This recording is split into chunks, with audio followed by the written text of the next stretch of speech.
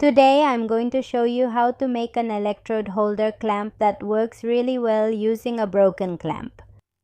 I have this really old clamp that doesn't work for me anymore because it doesn't hold the electrode properly. When I put it on, it stays loose, and honestly I'm tired of struggling with this clamp. So I thought of making a homemade one, and taking advantage of that, I'm going to show you how I make this homemade electrode holder clamp. I'm going to use a 5/8 threaded rod, and a piece about 15 centimeters long will be enough. Also, I'm going to use 3 nuts for this threaded rod. The first thing you need to do is put the 3 nuts together really close to each other. This is so you can weld them together and make a sort of longer nut. To weld, I'm going to use a 2.5 electrode at an amperage of 95 amps. The first thing I'm going to do is weld a tack between each nut.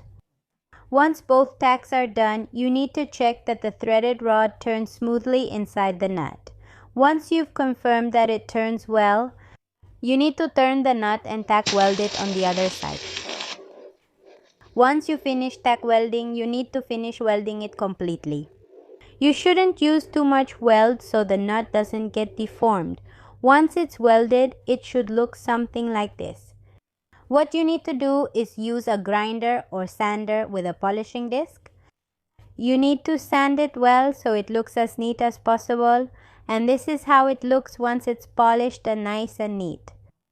Now what I have to do is make a hole that goes all the way through, about 3 millimeters. It could also be 4 millimeters more or less. The hole has to go through both sides more or less evenly, and this is how the hole looks. As you can see, it has the hole on both sides. And you also need to make a point on the threaded rod. This is optional. I do it so the wheel goes in more easily.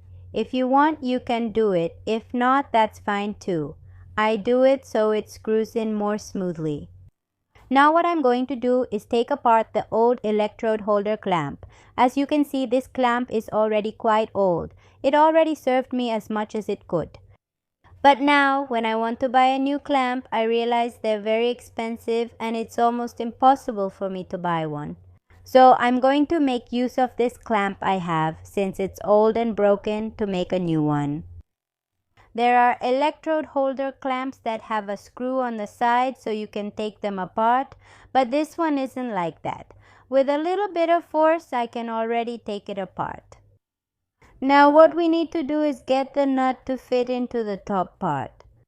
As you can see, it doesn't fit, so I'm going to sand down the sides a bit so it fits smoothly. After sanding, it should go in without any problems. And as you can see, it fits pretty well and stays quite firm.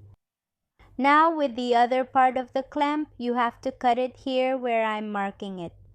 The good thing about making your own homemade tools is that you save a lot of money because you make them with materials you already have in the workshop, or you only need to buy a few materials, and they also last a long time.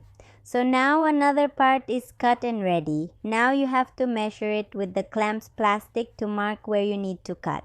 The threaded rod between the two joint parts has to be shorter than the plastic of the electrode holder clamp. As you can see, I already have it cut, and now what I'm going to do is weld it.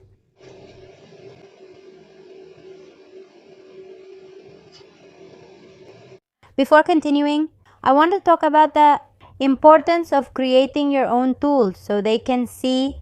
Here I have my welding machine's ground clamp. This is the one that came from the factory. As you can see, it's made of a thin material, it's very slim, and you can tell it's very weak.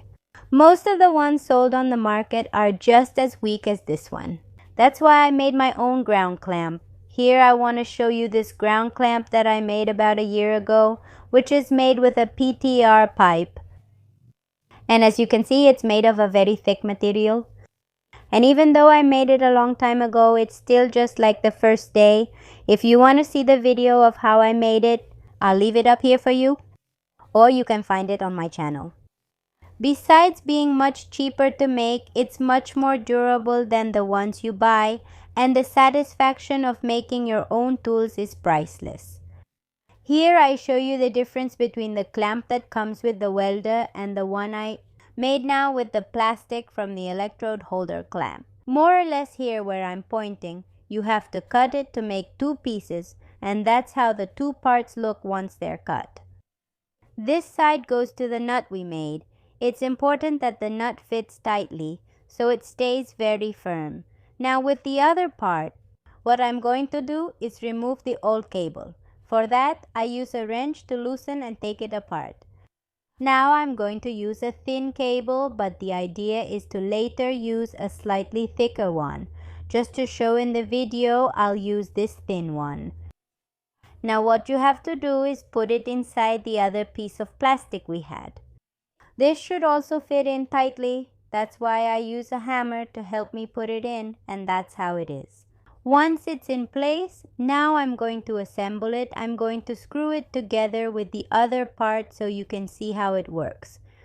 The electrode is inserted through the holes and twisted so it stays tight, and as you can see, once it's tight and I move it firmly, the electrode doesn't fall out. By turning the nut the other way, we can remove the electrode. We can also set it at a 45-degree angle. It's simple. We just have to use one hole and tighten it. And as you can see, it stays at 45 degrees. And it's quite firm and very easy to remove the electrode. Now what I'm going to do is test it. I remind you that if you're going to weld, you need to use proper protection. You should always wear long sleeves, gloves, and a face shield. Once you're ready to weld, I'm going to start the test.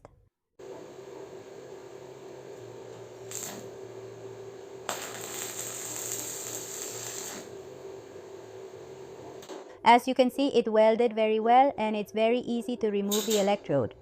Now I'm going to insert a new one so you can see how practical it is to use, and that way it stays nice and firm.